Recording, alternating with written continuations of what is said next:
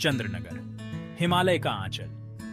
हिमालय के ऊंचे ऊंचे पहाड़ों पर बसा था चंद्रनगर, एक छोटा सा गांव। यहाँ के लोग बहुत सीधे साधे और मेहनती थे। यहाँ हमेशा ठंडी हवा चलती थी और चारों तरफ बर्फ से ढके पहाड़ दिखते थे। यहाँ के लोग नेचर के साथ मिलजुल कर रहते थे। सुबह सुबह सूरज की किरणों में चमकते पहाड़ बहुत सुंदर लगते थे और शाम को बर्फ से ढकी चोटियां देखने लायक होती थी। चंद्रनगर के लोग मेहनती तो थे, पर गरीब भी। जिंदगी बहुत मुश्किल थी, फिर भी उनके चेहरे पर हमेशा मुस्कान रहती थी। सब एक दूसरे के सुख दुख में साथ देते थे। यही एकता उनकी सबसे बड़ी ताकत थी। सावित्री और मीरा, संघर्ष की कहानी। सावित्री और मीरा, सास बहू की जोड़ी। चंद्रनगर में उनकी एक छोटी सी झोपड़ी थी। सावित्री विधवा थी। अपने पति के गुजरने के बाद उन्होंने अपने बेटे और बहू को पाला था। मीरा बहुत समझदार और मेहनती थी। वो अपनी सास का बहुत आदर करती थी। दोनों मिलकर अपनी जिंदगी की गाड़ी खींच रही थी। मीरा, बेटा, आज फिर खाने को कुछ नहीं है। माँ जी, हम कुछ न कुछ करेंगे। हमें हिम्मत नहीं हारनी चाहिए। दिन भर काम करने के बाद भी उनके पास खाने के लिए पर्याप्त नहीं होता था। ठंड से बचने के लिए उनके पास गर्म कपड़े भी नहीं थे। सावित्री अक्सर बीमार रहती थी। मीरा अपनी सास की फिक्र में दिन रात एक कर देती थी। वो जानती थी कि उन्हें कुछ करना होगा। उनकी जिंदगी में बदलाव की जरूरत थी। बर्फानी तूफान और रहस्यमय खोज। एक दिन चंद्रनगर में बहुत तेज बर्फानी तूफान आया। हवा तेज चल रही थी। हर तरफ बर्फ जम गई थी। गांव के सभी लोग अपने अपने घरों में दुबके हुए थे। सावित्री और मीरा की झोपड़ी भी तूफान की चपेट में आ गई। उनकी छत उड़ गई। घर में ठंडी हवा और बर्फ घुसने लगी। मीरा, अब क्या करेंगे? हम तो ठंड से मर जाएंगे। माँ जी, हमें यहाँ से जाना होगा। आप मेरा हाथ पकड़ो।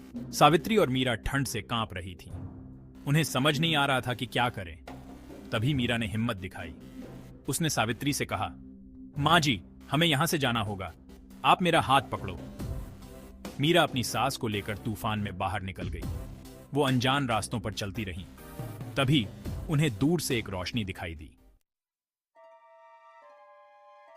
रोशनी के पास पहुंचकर सावित्री और मीरा हैरान रह गईं।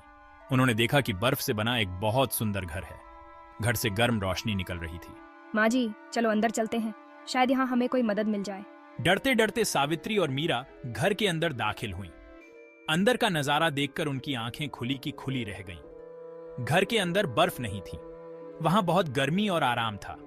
एक चमकती हुई अंगीठी जल रही थी। खाने की बहुत अच्छी खुशबू आ रही थी। एक कोने में गर्म कपड़े और कंबल रखे थे। सावित्री और मीरा समझ गईं कि यह कोई आम घर नहीं है। यह एक जादुई बर्फ का घर था। सावित्री और मीरा ने बर्फ के घर में कई दिन बिताए। इस दौरान घर उनकी हर जरूरत का ख्याल रखता था। जब उन्हें भूख लगती तो स्वादिष्ट खाना अपने आप आ जाता। जब उन्हें ठंड लगती तो अंगीठी अपने आप जल जाती। बर्फ का घर मानो उनकी देखभाल कर रहा था। इस जादुई घर में रहते हुए सावित्री और मीरा के रिश्ते और भी मजबूत हो गए।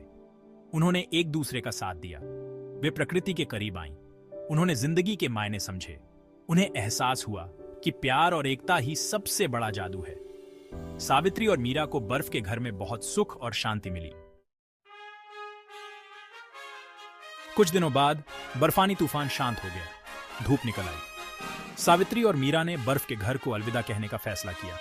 वे अपने गांव वापस जाना चाहती थी। घर से निकलते समय उन्होंने एक बार पीछे मुड़कर देखा। बर्फ का घर गायब हो चुका था, मानो वह कभी था ही नहीं। सावित्री और मीरा चंद्रनगर वापस आ गईं। उनके पास खोने के लिए कुछ नहीं था, लेकिन उनके पास बताने के लिए एक अद्भुत कहानी थी। उन्होंने गांव वालों को बर्फ के घर के बारे में बताया। पहले तो किसी ने उनकी बात पर यकीन नहीं किया, लेकिन सावित्री और मीरा की आंखों में सच्चाई दिख रही थी। धीरे धीरे उनकी कहानी पूरे गांव में फैल गई। लोग उनकी हिम्मत और उनके प्यार की मिसाल देने लगे। सावित्री और मीरा की जिंदगी पहले जैसी नहीं रही। वे अब गरीब नहीं थी। उनके पास प्यार, एकता और एक अविश्वसनीय कहानी थी।